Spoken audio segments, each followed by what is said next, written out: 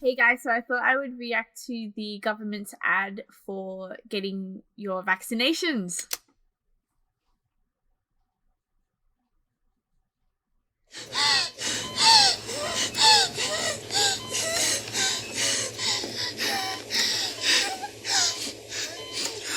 She looks familiar.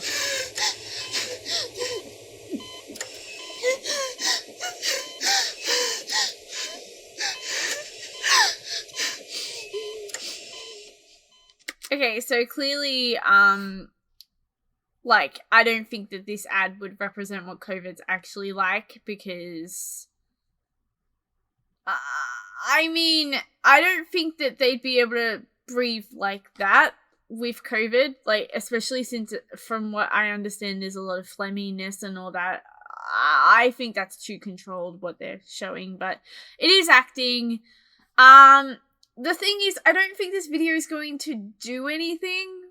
I think that realistically, it's probably just pissing people off because they could have put the money that they put into this and time that they put into this into organizing more vaccines and talking to other vaccine platforms that are not as controversial as AstraZeneca.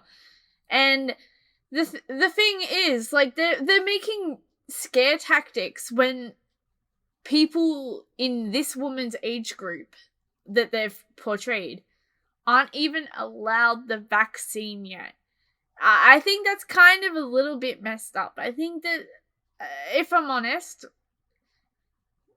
if they're not allowed the vaccine yet, then it's like, why bother trying to scare people when you could just actually be open and honest, look into other versions of the vaccines if people are not comfortable with what you have, and actually try and get more doses, because the reason why people are so pissed off is that the government has promised heaps of, they've made so many empty promises about the amount of vaccines and all of that.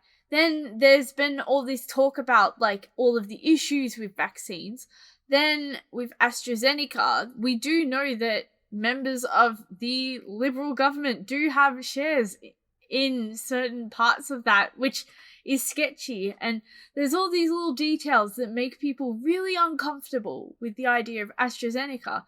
But the fact of the matter is that, at the end of the day, there are other options, but the government's not taking the initiative to look into it. And then you've got businesses who are still either A, waiting to be paid, or B, struggling. And then you've got people who are struggling too, and they're going without being paid at the moment. And then they're seeing the government putting funding and time into ads like this.